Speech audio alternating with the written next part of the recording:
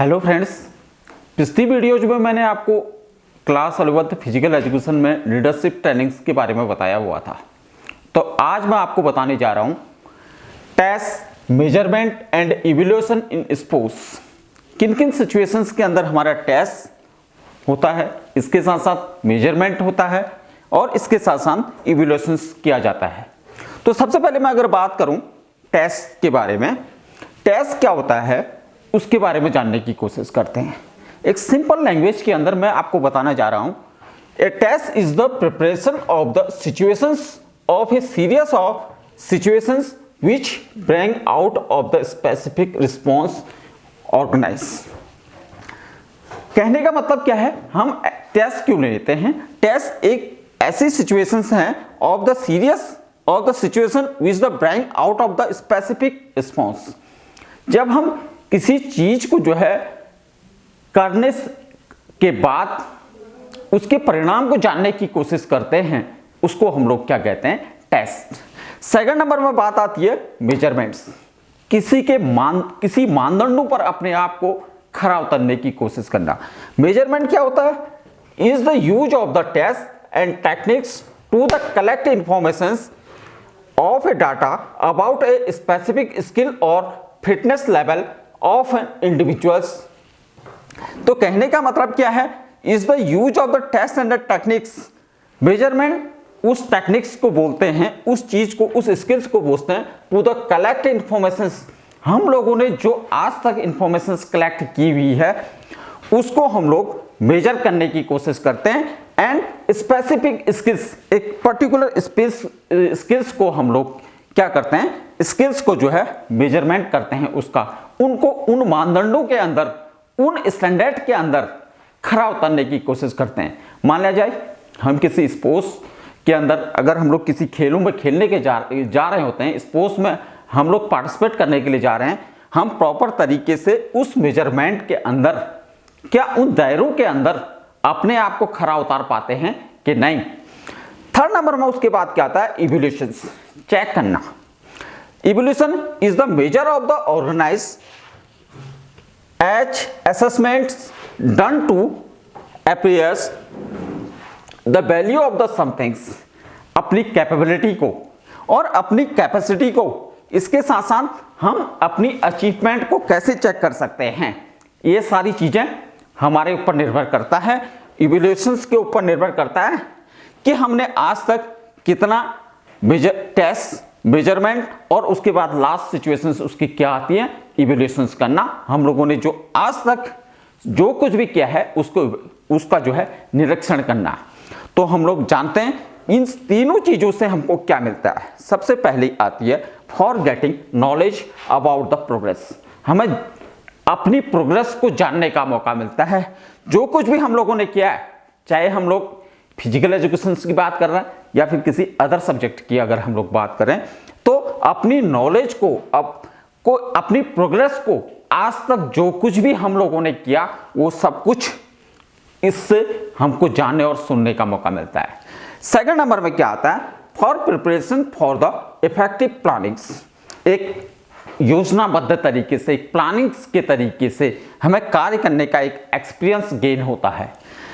तो एक कार्यकारी तरीके से हम लोग कैसे प्रिपरेशंस करते हैं, कैसे और किस किस तरीके से प्रिपरेशंस करते हैं, इन तीनों चीजों से हमको ये सीखने को मिलता है। हम लोग मेंटली और फिजिकली प्रिपेयर होने की, अगर हम लोग किसी भी स्पोर्ट्स में जाते हैं, सपोज हम लोग वॉलीबॉल खेलने के लिए जाते हैं, हम लोगों को प्रॉपर तरीके से उसकी कैसे प्लानिंग करनी चाहिए और कौन कौन सी स्किल्स हैं। सपोज छोटी से छोटी स्किल्स, चाहे हम लोग अंडरहैंड की बात कर लें, चाहे हम लोग टेनिस सर्विस की बात कर लें, चाहे राउंड आर्म सर्विस की बात कर लें, तो हमें अपनी प्रिपरेशंस करने का मौका ये सभी चीजों से हमको मिलता है। थर्ड नंबर में क्या आता है उसके बाद? For knowing the capacities. अपनी कैपेसिटी, अपनी क्षमता को जानने का मौका हमको इन सारी चीजों से मिलता है। हम जो कुछ भी टेस्ट के द्वारा, मेजरमेंट के द्वारा और इवैल्यूएशंस के द्वारा हम लोग सीखते हैं, जो कुछ भी हम लोगों ने सीखा हुआ है, फॉर नोइंग द, अपनी हमारी जो कैपेसिटी आज तक कितनी रही, हमें अपने ज्ञान में कितना अर्जन हो चुका है, हम लोगों ने इन तीनों चीजों से क्या क्या सीखा है, क्या सीखने की कोशिश की है, तो इसकी कैपेसिटी, अपनी क्षमता को निखारने का एक मौका वहां पर मिलता है। नेक्स्ट उसके बाद क्या आता है, for discovering the need of the participants, मतलब डिस्कवरिंग एक अच्छी खोज, एक नया अच्छा कुछ कर गुजरने की जो आदत होती है, उसकी प्रिपरेशंस करने की एक नई दिशा और दशा हमको ये सब कुछ मिलता है। तो हम लोग कैसे डिस्कवर कर सकते हैं, कैसे एक नई नई खोजों को सामने ला सकते हैं, कैसे प्रिपरेशंस कर सकते हैं, हम कैसे उसको डिस्कवर कर सकते हैं, क्योंकि जब हम लोग ग्राउंड के अंदर, एक फिजिकल एजुकेशन टीचर के नाते मैं ये कह रहा हूँ, जब हम लोग एक ग्राउंड के अंदर हम लोग कुछ सीखते हैं या कुछ नया स्किल्स सीखने की कोशिश करते हैं, तो जाहिर सी बात है कि एक नई खोज सामने आती है, और ये सब कुछ काम करने के बाद ही हमें सब कुछ पता चलता है।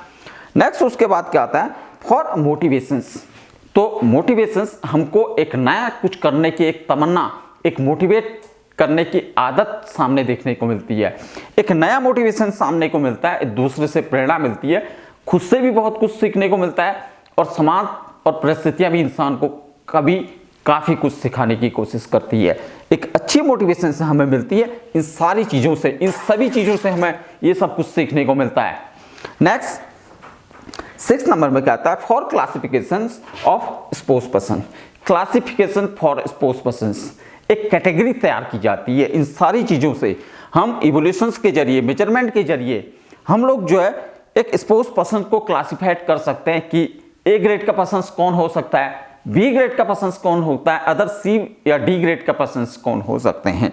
इससे अलग अलग तरीके से वर्गीकृत करने का एक मौका मिलता है। एक स्पोर्ट्स पर्सन को हम लोग अलग अलग तरीके से क्लासिफाइड कर सकते हैं, उसको ग्रेड्स दे सकते हैं। ए ग्रेड के पर्सन को कैसी जो अकोमोडेशंस मिलनी चाहिए, बी ग्रेड के पर्सन्स को कैसी अकोमोडेशंस मिलनी चाहिए, सी ग्रेड्स के पर्सन्स को कितनी ज़्यादा फैसिलिटीज मिलनी चाहिए, स्पोर्ट्स इक्विपमेंट्स कैसे बेटर होने चाहिए, कैसे और किस किस तरीके से ग्राउंड्स के अंदर हम लोग एक बेटर फैसिलिटीज को अवेलेबल करवा सकते हैं।